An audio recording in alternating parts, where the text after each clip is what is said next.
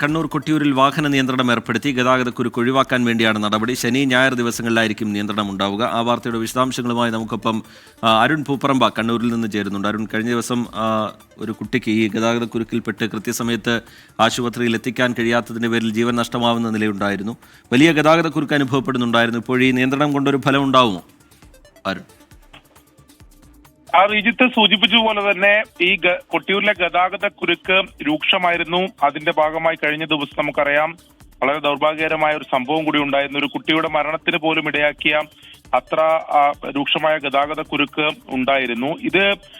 ഇതിന്റെ പശ്ചാത്തലത്തിലാണ് ഇപ്പോൾ പോലീസ് ഈ ഗതാഗത നിയന്ത്രണം ഏർപ്പെടുത്തുന്നതിന് വേണ്ടി തീരുമാനിച്ചിട്ടുള്ളത്. പോലീസ് നൽകുന്ന നിർദ്ദേശം ഇങ്ങനെയാണ്: ഉത്സവത്തിന് വരുന്ന വാഹനങ്ങളും അതോടൊപ്പം തന്നെ റൂട്ട് ബസ്സുകളും പാൽച്ചുരം വഴി വരണം എന്നതാണ് ഇപ്പോൾ നൽകിയിട്ടുള്ള നിർദ്ദേശം. അത്തരം വാഹനങ്ങൾക്ക് മാത്രമേ അതിലൂടെയുള്ള യാത്രക്ക് അനുമതി ഉണ്ടാവുകയുള്ളൂ. മറ്റു വാഹനങ്ങൾ കൂത്തുപറമ്പ് നെടുമ്പോയിൽ ചുരം വഴി വയനാട് ഭാഗത്തേക്കും അതോടൊപ്പം തന്നെ തിരിച്ച് കണ്ണൂർ ഭാഗത്തേക്കും നെടുമ്പോയിൽ ചുരം ഉപയോഗിക്കണം എന്നതാണ് ഇപ്പോൾ പോലീസ് നൽകിയിട്ടുള്ള നിർദ്ദേശം. ഇതിലൂടെ ഗതാഗത കുരുക്കൊരു പരിധിവരെ പരിഹരിക്കാൻ സാധിക്കും എന്ന പ്രതീക്ഷയും കണക്കുകൂട്ടലാണ് പോലീസിനുള്ളത്.